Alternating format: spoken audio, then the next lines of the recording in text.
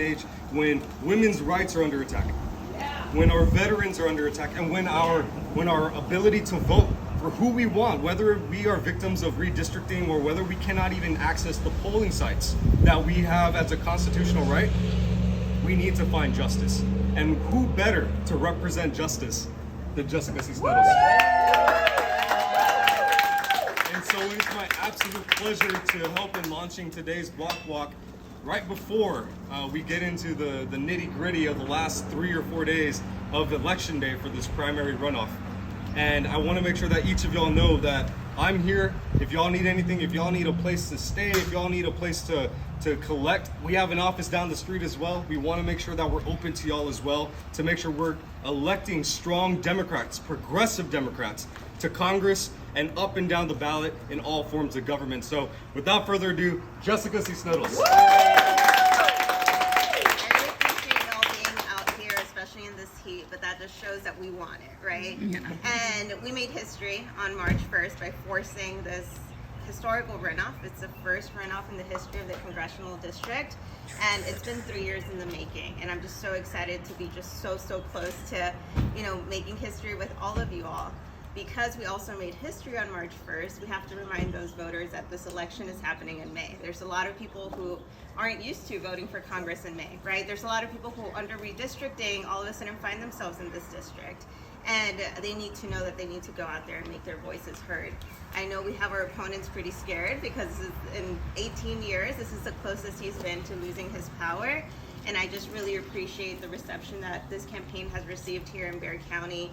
And I'm from Laredo, Texas, but it feels like home. And we want to make sure that we're fighting for everyone at home, right? That we're fighting to make sure that we have health care that's recognized as a human right in this country, that we're fighting for good paying union jobs, that we are fighting to fight for reproductive freedom, that we can't let Henry Cuellar be the deciding vote on so many of these issues. And we're also fighting to make sure we're addressing climate change. It's really hot. Yeah. We can't afford to make it even hotter, right?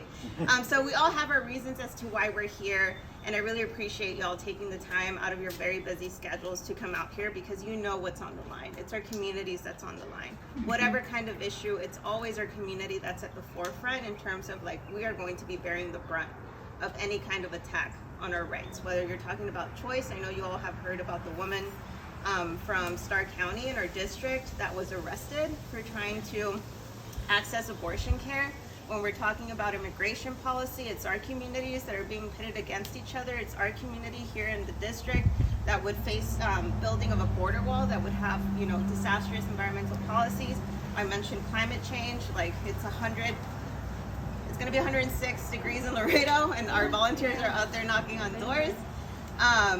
Any kind of issue, it's always our community. So we have to step up and fight and be there. And for me, I draw my source of strength. It's really hard to run for Congress, but the work is a little bit lighter when all of us are stepping in and doing our part. So I really appreciate y'all, like I said, taking the time and doing this.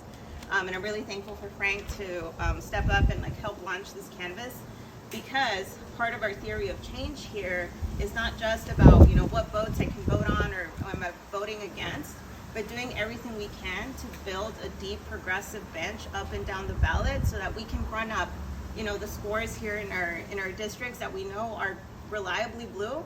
And when we're talking about making change, it has to happen at the municipal, county, state, federal level. So that's what we're doing here today, is investing in this political electoral infrastructure so that it's there whenever our communities are under attack again, or whenever an election comes up, we already have the infrastructure to make sure that we're fighting to protect our families. So thank you so much. Kellyanne, I'll pass it over to you.